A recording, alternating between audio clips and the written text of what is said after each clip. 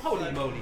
She's Alison, just as I said, I was kind of half expecting, okay, I'll have to be very careful and not, kind of play with Alison, that she might need to be sort of kept, but she's very happy and healthy here. Absolutely, yeah, as long as it's safe. She's fine. This my first recognition of this was with the fundraiser event that's going to happen in the hotspot for the Wicklow first responders, which was amazing on Valentine's Day this year. Yeah, they managed to oh, sorry, here we go. You ready? I'm going to put it on my head. Ready? Ouch! Ouch!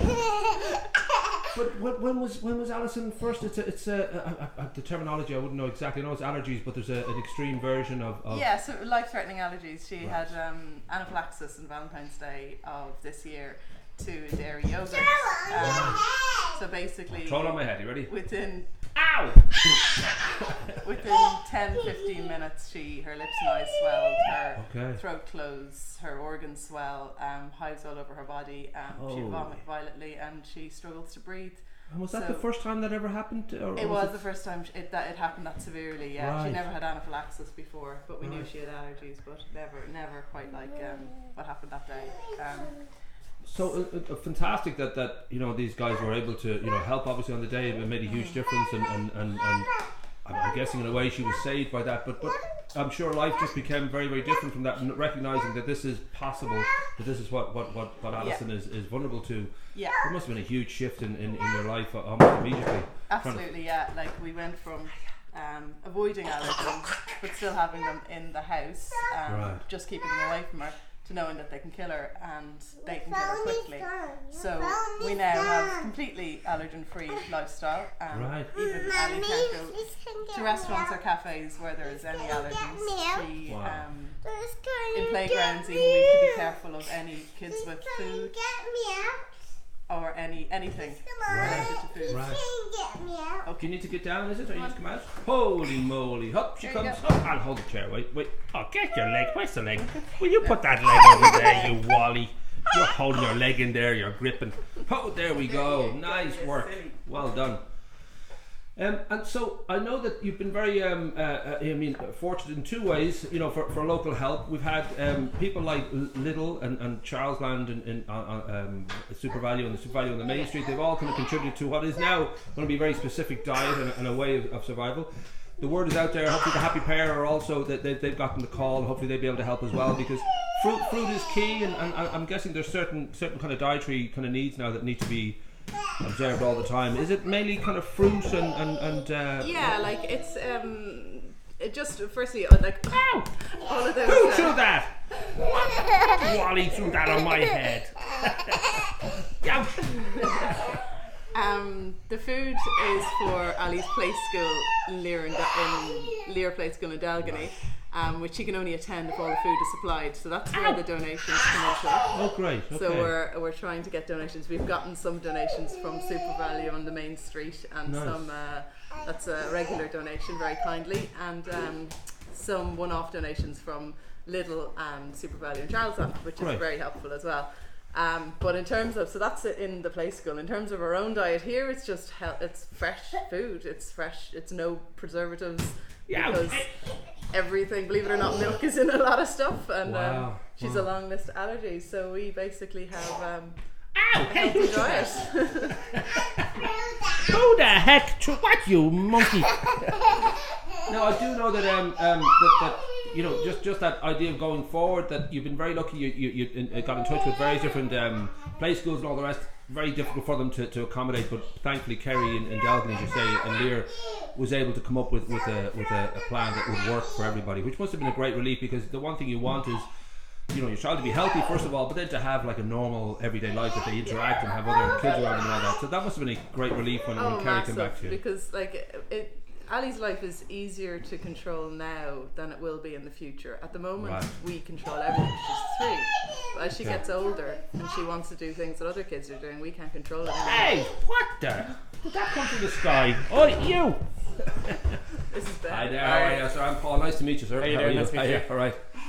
But so the school, the play school, then they're looking into the diet, and then that needs to be very important, that we need to sort of establish. So I don't know whether the fundraising night was really for the Wicklow first responders. Absolutely. Right. That day, the ambulance was called. Ali had EpiPens before it happened. We knew she had severe allergies to nuts. We didn't realise milk was so severe. So she got an EpiPen in time. And then the ambulance was called, but unfortunately the ambulance took over 45 minutes to get to Greystones. And something that no one realises in Greystones, living in Wicklow, it's wherever the ambulances are, and unfortunately there wasn't one very close. But so when the call went in, this call also goes out to Wicklow Rapid Response, and Dr. David Menzies is volunteering his free time to work with Wicklow Rapid Response and basically save lives. So he happened to be in the area. He was going to lunch with his wife, and he happened to be 5 minutes away. Wow. So it was just, we were so lucky. Absolutely. He came to the house and he treated Ali at the scene.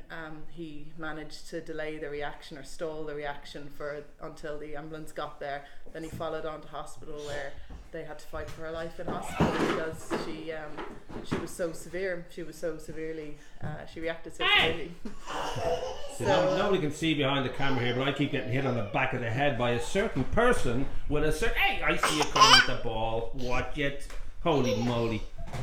And I'm so glad that, as I said, I didn't know what to expect when I came down. I knew that, you'd obviously be, she'd be surrounded by love and all that, but the fact that she's so energetic and so kind of, happy, and she certainly is great with a ball too, by the way. You should maybe want to consider a career in being a goalie or basketball, maybe. She's a pretty good shot. She's been hitting my hoop every time. My poor bald head.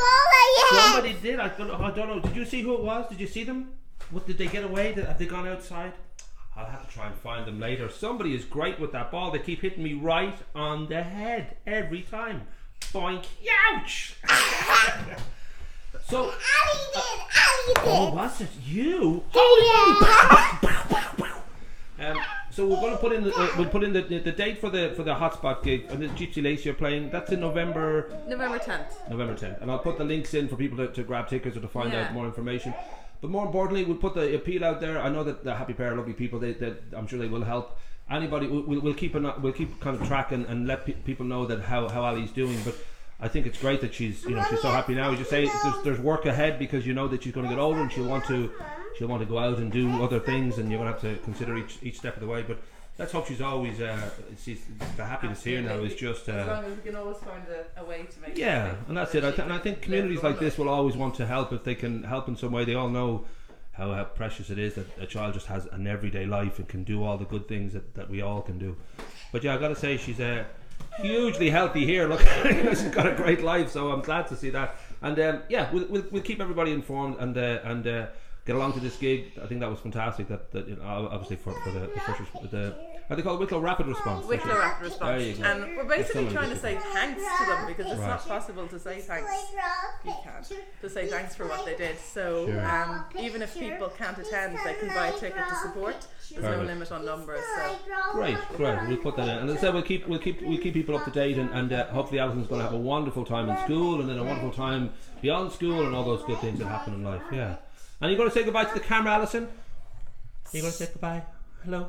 What, maybe you want to throw a ball at me again. Is that what all you're thinking now? When you see me, you just want to throw that ball again. But listen, we'll keep an eye on you, Alison, because you're an incredibly good girl. Like, you're really funny and you're very happy and you're very healthy. And here we go. Holy moly! No. Hey, what? Hey, what are you doing with that ball? Ouch!